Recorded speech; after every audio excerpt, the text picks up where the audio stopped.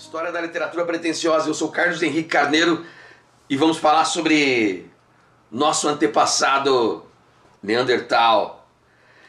É uma obra da Silvana e do François, publicada nesse século XXI, que procura colocar nos devidos lugares, pelo menos as últimas pesquisas a respeito dessa figura, dentre vários outros homos que deram origem, de certa forma, ao que é conhecido como sapiens. Hoje o que se tem é uma espécie humana vivendo, ao que se sabe, no planeta, apenas uma. Mas houve tempo, cerca de 100 mil anos atrás, 120 mil anos atrás, em que coexistiram o homem de Neandertal e os sapiens.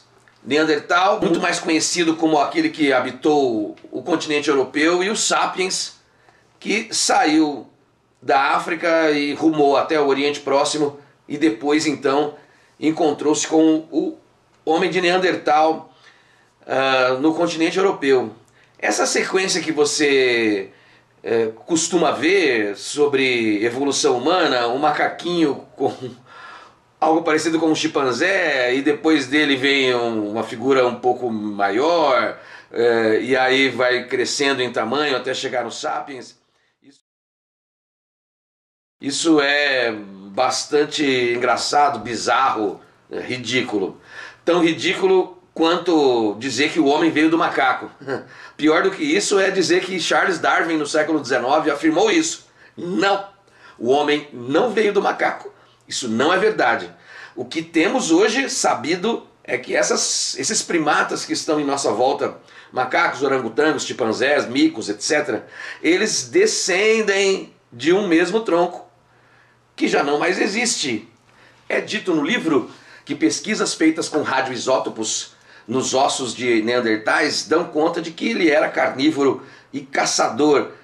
E a história do frio, já que os Neandertais passaram por pelo menos 3 processos de glaciação, isso dá conta de milhares de anos, faz com que precisasse de energia, precisasse de calorias, e os Neandertais então preferiam presas grandes como mamute e derivados. O que chama a atenção do leitor menos técnico, menos ligado à ciência das pesquisas paleontológicas, antropológicas, enfim, o que chama a atenção é justamente a convivência entre os sapiens e o Neandertal, quando 2 espécies humanas povoaram parte do planeta ao mesmo tempo. O que se sabe é que provavelmente os Neandertais teriam um tipo de gestação um pouco mais longo do que os sapiens. Pesquisadores acreditam que o período de gestação da mulher Neandertal fosse maior do que o dos sapiens, que pode até resvalar nos 7 meses, e no caso Neandertal passava de 11.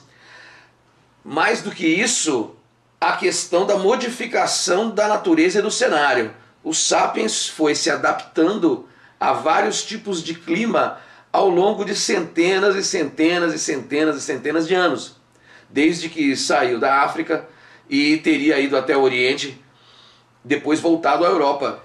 Não é o caso do homem de Neandertal, que não modificava, até onde se sabe, não modificava, não alterava a natureza em seu próprio benefício.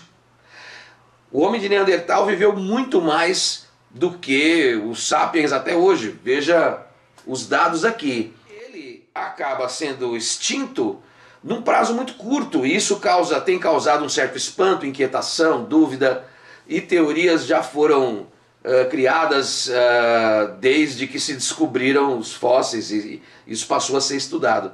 No livro Neandertal, Nosso Irmão, temos uma ideia de que o espaço ocupado pelo Neandertal foi sendo ocupado pelos sapiens por conta de sua expansão territorial, física. O que é destacado na história principal é esse dado. As condições climáticas adversas não impediam que figuras como os Inuits, por exemplo, existissem. São grupos que viveram no Alasca, por exemplo, no norte do planeta.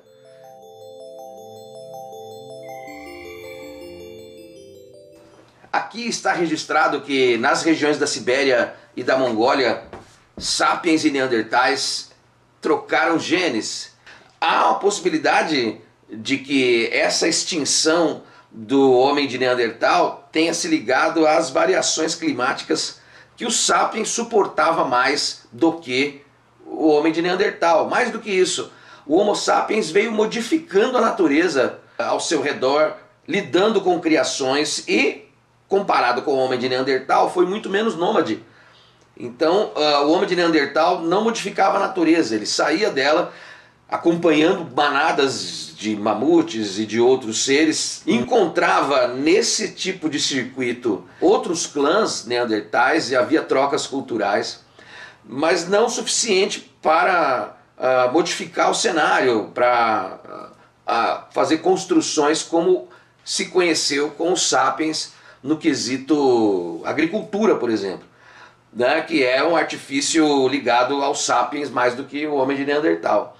O pesquisador Volpoff, procurando no século XX, final dele, justificar, explicar as diferenças fenotípicas de aparência externa de humanos hoje, como os japoneses, orientais, chineses, aborígenes, figuras negras, indígenas das Américas, com seus traços diversos, ele procura explicar dando conta de que o sapiens que sai da África passaria a encontrar outros sapiens frutos de outros cruzamentos genotípicos ao longo do seu caminho. O que se sabe dessa união possível entre o sapiens e o Neandertal é que ela gera no ser humano de hoje, moderno, de 1 a 4% do código genético Neandertal em nós.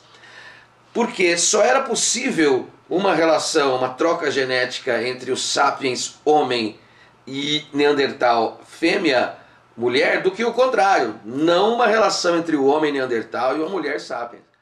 Graças aos estudos de mitocôndria, cromossomo Y, enfim.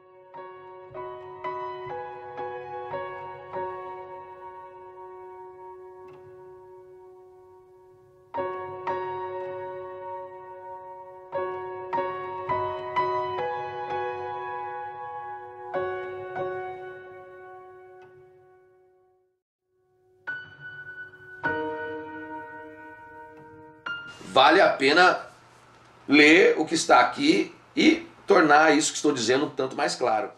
Não deixe de curtir nosso canal, deixe seu comentário.